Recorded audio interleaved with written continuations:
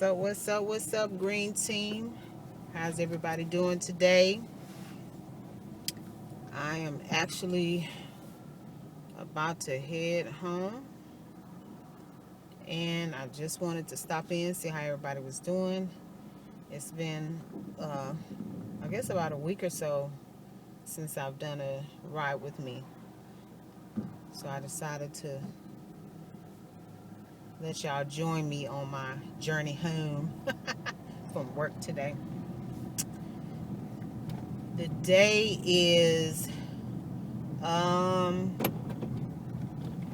really gloomy. The ground is wet, so obviously it's been raining since I came to work. It's not really muggy. Let me see. It is 72 degrees according to my vehicle. So it's not hot. It's not cold. It's comfortable, but I always wear a jacket because it seems like if it's nice outside, it doesn't matter like what building I go into, whether it's the grocery store or at a restaurant or especially at work, I'm just really, really cold. And I know a lot of that has to do with, my vitamin levels and stuff like that. Not just my iron, because I know a lot of people would say, you're anemic and blah, blah, and my iron might be a little low, but not, on the verge of being anemic. I think just that I don't have one because I've lost 100 pounds. Yay! I don't have the insulation that I used to have. So I'm kind of getting a little bit on the thinner side of life. So that's interesting. I had a conversation with someone, and I was talking about the mentality of a person who has been obese, whether you are it was only for a short period of time, or if it was for a long period of time and you've lost a lot of weight. I would definitely say more than 20 pounds. If you've lost more than 20 pounds, you have the potential to have the mindset of that person that you used to be physically. What are you saying? I call it the fat girl, fat boy syndrome. So basically, I was fat. I didn't start out fat when I was in high school and elementary school and middle school and things like that. I wasn't a fat child. I never had an issue with weight until I got later on in life and started dealing with hormones and different stuff like that, and not being able to quit putting stuff in my mouth that I didn't need to. So I was never a person that ate a lot. For me, it was more along the lines of things that I like, what I ate versus how much I ate. And that makes a huge difference, because if you're taking in more than your body can burn off in the way of calories, you don't have to eat a lot. You just have to be eating the wrong thing, which is very high in calories, very high in fat, very high in carbs, very high in sugar, and you're not actually burning it off. Your body is not doing with those calories what it needs to do for them not to stay in your system. Plus the fact that if you're taking that stuff in and that's like your normal routine every day, your body can't keep up with that, and it does something to your organs, like your liver and your kidneys, your bladder. Your body has to filter all of the stuff that you're taking in, and so that's where diabetes and hypertension comes from, as well as other diseases. Like they have people become jaundiced for a lot of different reasons that it may pertain to their diet as well. So anyway, the fat girl, fat boy syndrome. What are you talking about? I had a situation where I went into the store after I had lost quite a bit of weight, and I could not see myself in a particular size. So I immediately went, because I was in a size 22. At my highest weight, I was a size 22. And I went into the store to buy myself some clothes, because I had lost so much weight that I needed to start replacing things, because, you know, what I had was looking really sloppy and slouchy, and, you know, you could tell it didn't fit me anymore. And I'm standing in the store having a panic attack, which that's not something that's in my history. I don't have a history of panic attacks, anxiety, you know, maybe stress and like the normal people, but I was having a full-on panic attack that I had to call someone that I knew that had the same surgery that I had and ask for help, because I was having trouble breathing, I was having trouble processing, I was having trouble thinking, and I did not want to get in my car that way. So I stayed in the store and just kind of walked around and talked to this person until I got to a point where I felt like I had calmed down enough to either continue shopping or leave. I was going to do one of the two. Initially, I was thinking just calm down, you know, enough to just leave. But I started thinking that there's a reason that I'm in this mindset, because I'm still seeing myself as the fat girl. I'm still seeing myself as a size 22. So this was around the time that I hit like I think when I hit like was I in a 14 or a 12? Because I think in my mind I was in a 14, but I think when I got ready to try something on, I picked it up and I looked at it. It was a 14, and it looked too small. It looked too small. So after I had this conversation and I decided to go ahead and take that size 14 item, go into the dressing room and try it on, as it turns out, it was too big. So right then and there, I instantly started I just sat for a second, kind of got myself together, because I'm like, oh my God, this is too big. What does that mean? And I remember that when I first had my surgery, you know, everybody was worried, because they was like, oh, you look sick and da-da-da-da, and we was worried about you. They didn't say that while I was going through my recovery, but after my recovery, that was one of the things that I constantly heard across the board from my family and my loved ones, is that they were worried because I didn't look well. And I think it was because initially when you have any type of weight loss surgery, the weight comes off so fast that your body, you know, your skin and your body doesn't really have an opportunity to keep up. And so, you know, you do kind of look, you know, a little pale and frail and things like that. But at the same time, I really was sick, because I was having trouble getting my nutrients. And, you know, like I said before in one of my other videos, you know, they were talking about threatening to put me back in the hospital. I'm like, oh no. So anyway, fast forward to this situation in the store. I went ahead and I tried on a 12, and I could not believe I was at that point in a size 12. And I'm looking like, my goodness, you know, that's a considerable difference from being in a size 22. But every time I looked in the mirror, I didn't see a size 12. You know, when I touch myself in certain places on my body, I didn't feel a size 12. You know, I had this mindset that, you know, something is horribly wrong, because there is absolutely no way that, you know, 257 pounds in a size 22 was now whatever weight I was at that time, because I don't remember, but I'm in a size 12. And I just couldn't process it. So it was really hard, you know, and that is one of the reasons that most insurance companies, and I don't know if all insurance companies require this, but I can tell you my insurance company requires you to go through a psychological evaluation.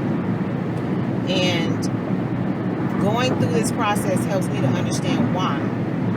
Because I know of people who have had this surgery and they were not psychologically prepared to deal with having the surgery for whatever reason. And so for me, if I was a different kind of person, I don't know what that moment of panic could have turned into.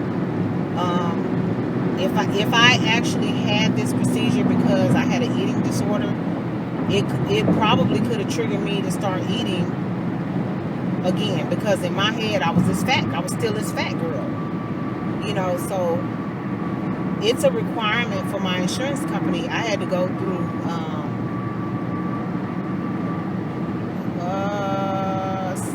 did I have 6 visits? I think I had 6 visits with a bariatric nutritionist. I had to do that no matter what.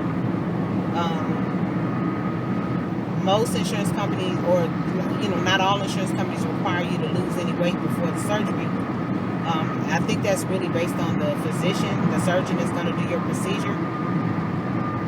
I don't even think they were really tripping off of me losing like 10 pounds, because according to like some of the conversation that I had with my doctor, as well as my nutritionist and a couple of other people that were the patients and stuff, there obviously are patients that were way bigger than I was that had to have that procedure to save their life. I had mine for similar purposes, but it was more medical. Like, it wasn't because I couldn't walk or I had a bad heart or nothing like that. But my body was at war with itself. So, people have the surgery for different reasons. But the insurance, they wasn't playing. They was like, you have a period of time that you have to have this done, you have to have that done, you have to see a bariatric nutritionist so many times, we have to see these numbers. I do have a condition called cardiomegaly, which is, my heart is enlarged. And as it turns out, the reason that my heart is enlarged is because I was diagnosed years ago when I was in high school. I want to say, in high school, with high blood pressure, but nobody ever said anything. They didn't. I found out years later, when I requested my medical records. They didn't tell me. They didn't tell my dad.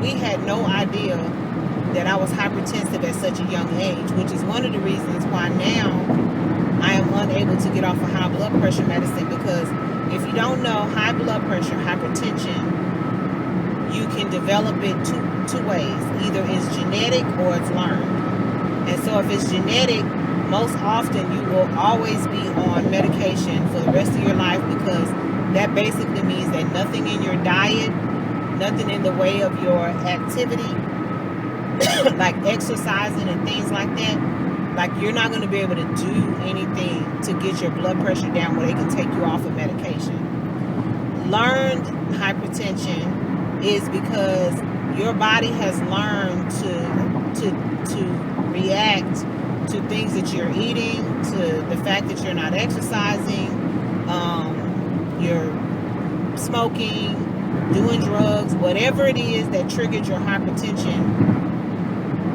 your body has learned to react to it by raising your blood pressure. So my doctor told me that once I got the weight off and I went back to see my doctor, whatever, told me this is my PCP. He told me, the weight is off, we're maintaining, you're looking good, And so what I want to do is try to, because I was on three different medications to manage my blood pressure. And one of them had hydrochlorothiazide, which is a medication that pulls off excess fluid. I had and that one of the blood pressure medications was combined with the hydrochlorothiazide. So they took the hydrochlorothiazide, they didn't take it out. What they did is they switched me to where I'm taking the blood pressure medicine and a hydrochlorothiazide pill, because we needed to manage how quickly the fluid was being pulled off my body, because it was causing me to have some other issues. Well, eventually we got to a point where, that's what happened. I developed gout, right? I hadn't heard of gout in years. I developed gout, and the only trigger, they give you a list of triggers for gout, and the only thing on that list that had anything to do with my lifestyle was the hydrochlorothiazide. Because of the fact that the hydrochlorothiazide was already too strong, and it was pulling fluid off my body too fast, and now it has become obvious that it's causing other issues like gout, they took me off of it. So they took the pill that had the hydrochlorothiazide in it. They actually came out with a combo pill. So instead of me taking 3 pills for 2 different medications, I was taking, instead of me taking 3 pills for 3 medications, they switched me to where I was taking a combo pill and then another pill. Well, they were able to wean me after I had my surgery. They were able to wean me off of one of the high blood pressure medications. I still to date take a combo medication, a combo pill for hypertension. But I think that there's a chance that they may have to either switch me to a different combo medication, or they're going to have to adjust my dosage. And I say that because when you're taking high blood pressure medications, you have to really pay attention to like side effects and different things like that. And one of the things that I notice is that sometimes I have heart palpitations, and even with the cardiomegaly, I don't see a cardiologist.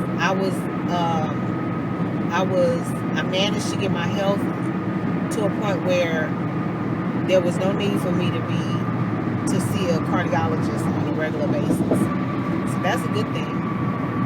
But yeah, so anyway, I mean, the insurance company, like I said, they were not playing. I had to have, because of my cardiomegaly, I had to have a stress test.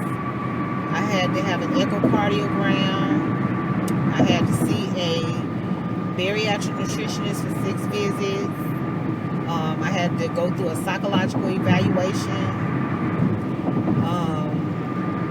And I can't remember, it was some other things that I had to do, but all of this took about 6 months. So from the time that I went to my orientation and made a decision that this is what was going to be best for me, it took 6 months to get everything situated and for me to get ready to actually have the procedure. And so, one of the things that every now and then a fat girl try to come back, she try to rear her head or whatever and try to make me, believe that, there's something wrong with the way I look, or, something like that. And this is all a process. I went to school for psychology, and I don't have a PhD, but I did study enough of it in my undergrad, where I started asking myself a lot of different questions and really paying attention to how I behave and react to certain things. And when I see, certain patterns or things happening, I kind of check myself on it and, remind myself that, this has been a journey. This has been a process. And it's a part of who I am for the rest of my life, because, the procedure that I had is not reversible. So, I kind of gotta get my emotional butt in gear. And, when I recognize that things are, not really the way that they should be, checking myself makes sense, because, you don't want to be walking around here all stressed out and, behaving in a certain way for no reason at all. And I'm not trying to, be claiming depression and, things like that. And I'm not saying I've never dealt with depression. I have, and again, genetically, it's a lot of stuff that's in my family that I have warred against for years, because I'm like, I do not want that as a part of my identity, and I don't. Some things you can fight, some things you can't. That's just the truth. Some people have ADD, ADHD. They have all sorts of mental health problems, and it's not by choice, and it's definitely not something that they are equipped to deal with. A lot of people struggle with mental health, and they're the operative word is struggle. They're struggling with it because there's really, other than medication, there's not much they can do about it. But there are some things that if you take ownership of it, you can change within yourself. And I'm not trying to be funny. I truly believe in God. I believe there is a God. I believe God is capable of whatever He chooses to do. But I also know that there is a such thing as free will.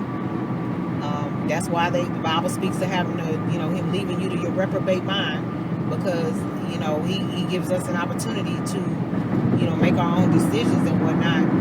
And sometimes in life we choose to do things to our physical man, our physical being, that will cause things that are not physical to manifest itself, and it could have been prevented had we made better choices.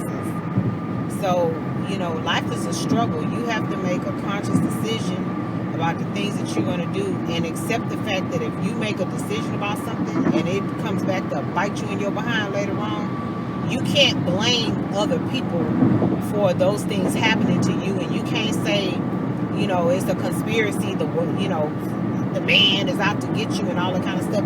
You have to check yourself and make a decision. You have to check yourself, and you have to accept the fact that you made a decision about certain things that could have potentially gotten you where you are. So everything is not everybody else's fault. Everything starts with you.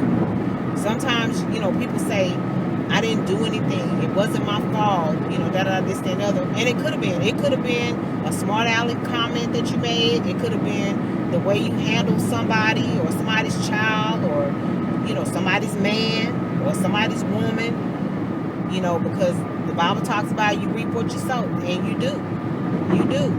Because you got to think about the fact that, especially if you are a single man or a single woman, and you messing with a married man or a married woman, and eventually one day you decide you want to get married, it's not that God didn't forgive you for the acts that you committed, but you still have to answer for those sins. You still have to, there's still a penalty. So say, for example, and I saw this analogy somewhere else before. If you kill somebody and you don't went and you repented for killing that person, that don't mean the police stop looking for you. Because at the end of the day, if it turns out that the police find out who you are, and they find out that you're actually the person who committed the crime, you still got to go to jail. So it's not that God didn't forgive you for taking somebody's life, but you still have to pay the price for the sin that you committed. You feel what I'm saying? So, are we all? Am I perfect? Let me tell you something. I'll be the first person to tell you I'm the furthest thing from perfect as you can get. But at the end of the day, I don't blame other people for my stuff, and I don't like when people, have a tendency to put their blame. Put the blame off on somebody else. I became this horrible person because my mama didn't love me. You know what?